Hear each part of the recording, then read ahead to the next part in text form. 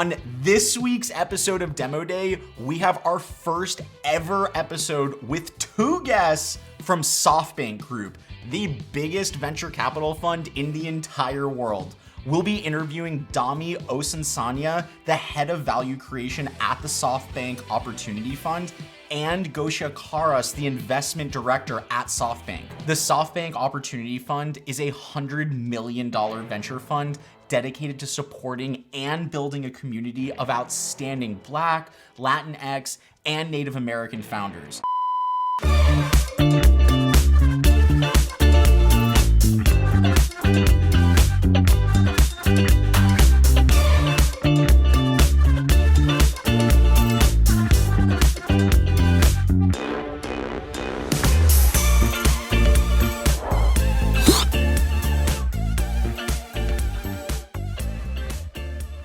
So one thing I learned after watching that episode is understanding that VC firms really treat founders very seriously. It's true for all stages that the founder and the founding team really matters.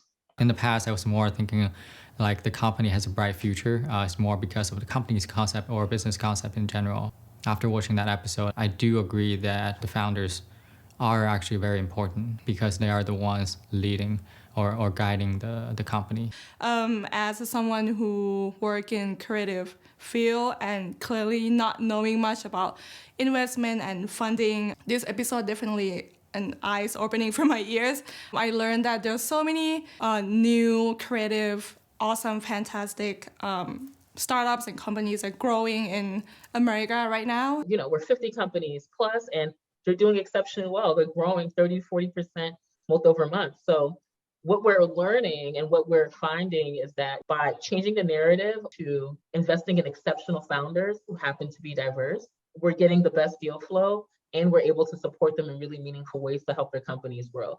I feel like more than learning something new, it definitely made it more clear that the founder is kind of like the key component of the success of the company.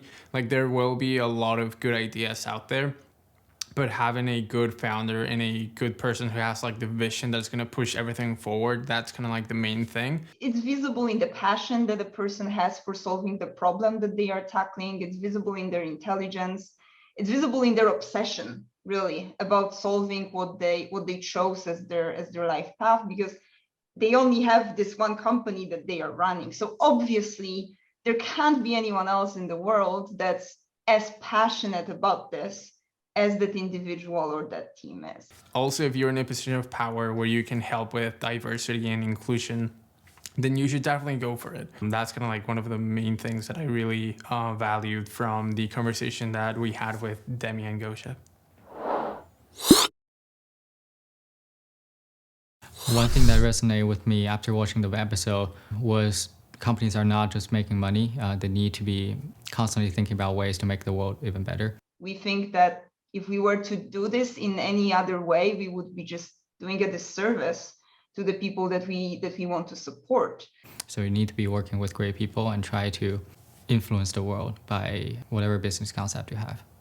I know that Gosha and Demi mentioned a lot about AI is already a big thing. You think about the future of technology and emphasis on artificial intelligence, which Masa has been talking about 5 years, 10 years ago, before it was cool. We need to make sure that the companies that we're investing in today looks like the people of tomorrow. We invested in Lemonade, AI-centric insurance company. We invested in Better, AI-centric mortgage provider. So that AI lens is definitely there, and we love that. You know, like 5 years ago, we ignored about AI, and nowadays we live in a digital technology society where we like surrounded by AI. So I can't really imagine what's gonna be the next thing 5-10 years, like what's gonna look like with AI. As I was mentioning, one of the things that definitely resonated with me a lot is just everything about inclusion and diversity. Me personally, like I'm an immigrant, I come from Peru, so just like all that topic just really resonated with me. One of the things that I think Demi was saying was that they're trying to give kind of like the resources to more people to be able to actually be entrepreneurs and found their own companies. The point of this fund is to show that you can have a fund focused solely on diverse founder and get exceptional returns. I think that's kind of like really key, because when I just moved here, it wasn't that I wasn't capable of doing stuff or that I didn't have resources to get things started. I just didn't know the rules of the game. And just like I didn't have the network, I didn't know how to approach situations. And I feel like that's one key aspect of just kind of like building companies that I feel like you guys are really helping with.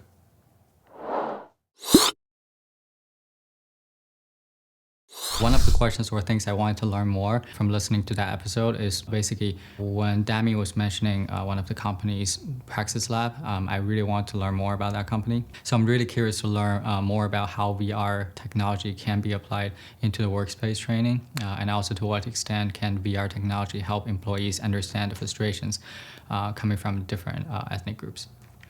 I was wondering, in the next few years, what kind of company do you want to see growing in this society? Like, is there anything that you haven't seen, or like some ideas that you think it should be exist in the next few years? Like, what would it be? So like something that I've always wondered about startups in general is like you always hear the word disruption, like, oh, that market is up for disruption and all of that. Sometimes you also hear from like you hear stories about a startup that was too early to disrupt the market and stuff like that. So it seems like there's a balance, right? Like a company that has an idea that is feasible, but at the same time that is like out there enough in order to like make a major impact in the market. So you as a VC, how do you kind of like find that balance in the companies that you're looking for? I think by having SB Opportunity Found is definitely a good thing.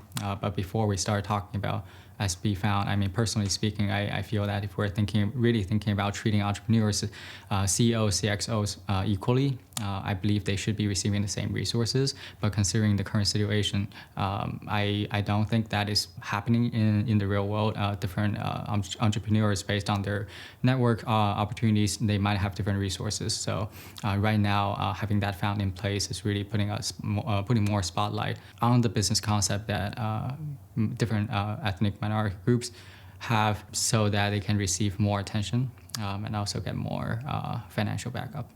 If you really want to make impact, obviously mentoring and coaching is great, but like be on their cap table, right? Like really give them capital. And that's what all founders really need from if we're trying to diversify the ecosystem and diversify your portfolio. So I feel super proud and really supportive. Since I myself, as an Asian immigrant, I also support a lot of diversity businesses. And I also wanted to echo Gosha. I think she mentioned about like there's really no difference in distribution of talent, whether this company has more Asians, Black, or Latin. There is no difference in distribution of talent or of quality of the companies between people who are white and Asian and Latino and Black and immigrant, women, all of those different groups. There really isn't. Everyone really same.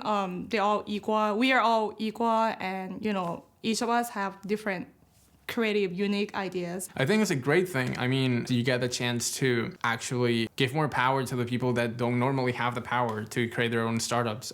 A big problem for founders who come from underrepresented backgrounds is access. So from that perspective, what we need to do and what we are doing is making ourselves accessible, because we want to make sure that we see a lot of them, and obviously we see a lot of the ones who are great. Excellence comes from diversity, always. Like if you're in a room sitting down with a bunch of people who think exactly like you, I doubt that you're gonna come up with like any cool idea for whatever thing you're doing. Getting the chance to hear voices that are normally not heard, or like getting the chance to create startups from pain points that you normally don't see. I feel like that's where good ideas come from, and the chance that you guys are working towards that is just amazing. It's great that other companies are following that same trend.